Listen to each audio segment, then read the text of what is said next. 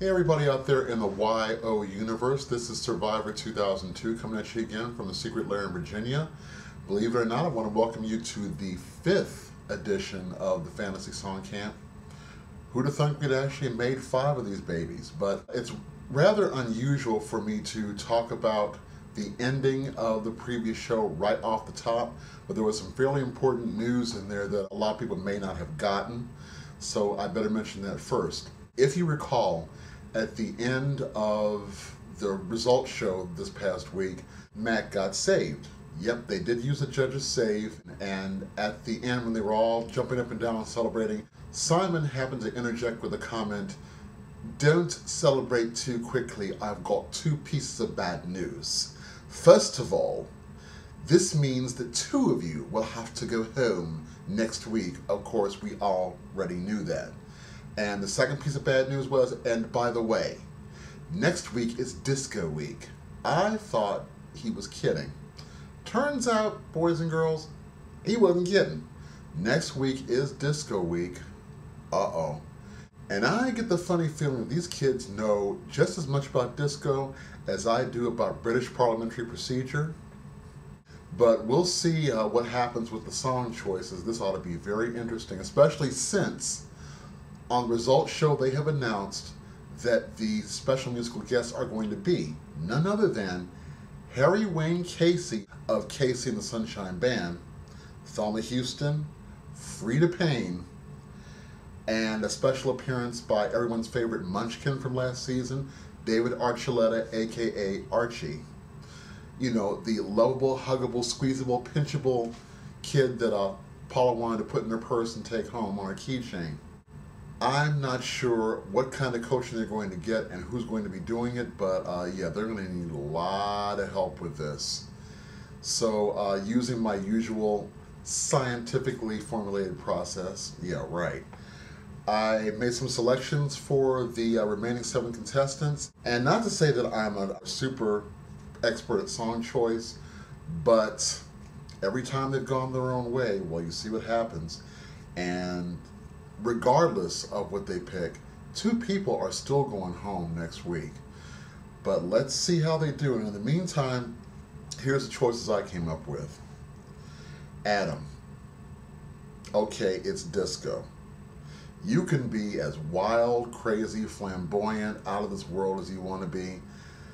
He can pick anything he wants to, basically, and just go with it. I mean, I don't see him having any trouble this week at all. So I looked at something that would enable him to go as far over the top as he wants to, if not even farther into the stratosphere. So the choice I made was "You Make Me Feel Mighty Real" by Sylvester. Anybody who knows anything about this song knows that Adam is the only person who could do this, pull it off, and no one would bat an eyelash. In fact, he'll probably just, oh my God, he'll turn this into Studio 54 with this song. I have a feeling if he picks that. Anoop. Like several other people who are left in this competition, Anoop needs a miracle. He needs something that's really going to keep him out of that bottom 3 this week. And my feeling is that one of the best songs to get picked to ensure that would be "September" by Earth, Wind & Fire. Another crowd pleaser. I think he's got the vocal chops for this, especially if he can get with Ricky Minor in the band and come up with a really good arrangement that will suit his voice, and I think he can do that.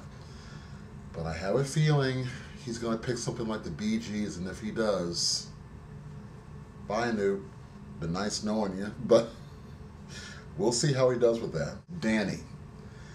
Danny is going to have a very tough time because Danny likes to kind of pick things on the spiritual, more, I hate to say Christian side, but I notice that he likes to stick with stuff that sort of mirrors his beliefs and whatnot.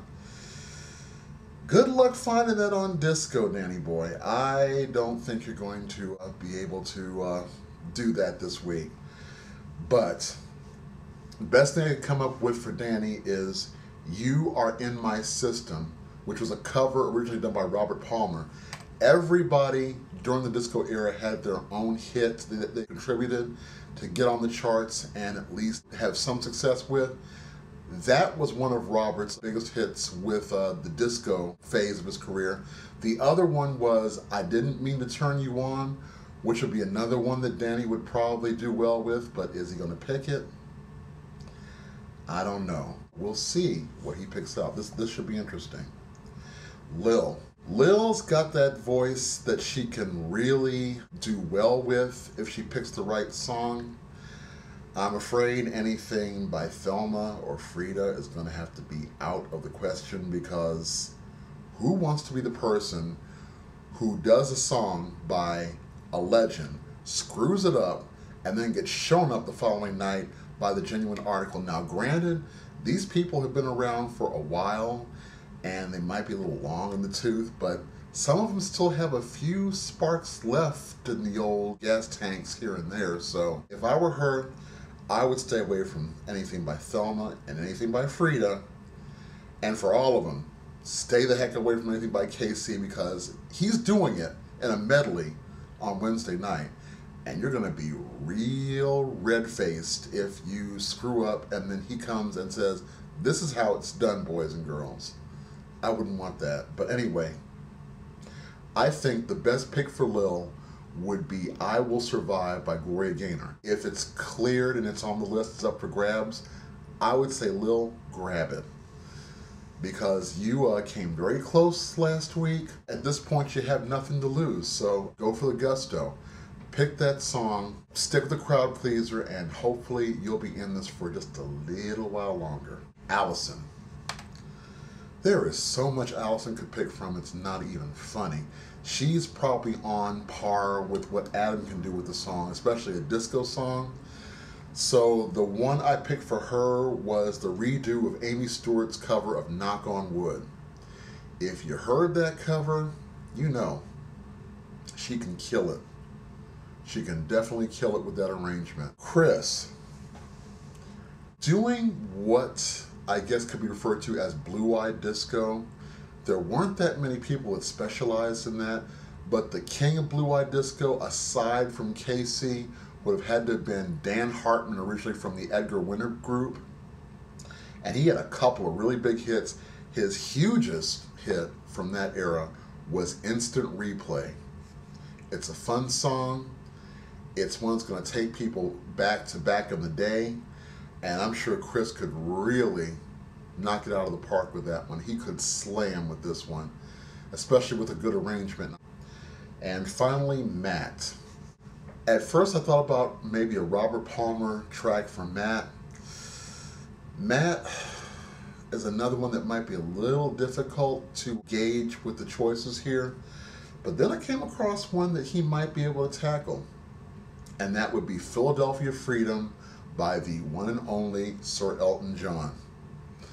It was his nod to disco, well, one of many nods, and probably the most successful one, because not only did he chart on the pop charts with that one and the disco charts, but the R&B charts as well, which says a lot about what Matt could do with it, since he has, that sort of R&B vibe to his style and his voice. So if he doesn't get a chance to do that one, here's hoping, Matt, that you do get something that's equally as good, because if you don't, I think you and Lil could be in serious, serious trouble.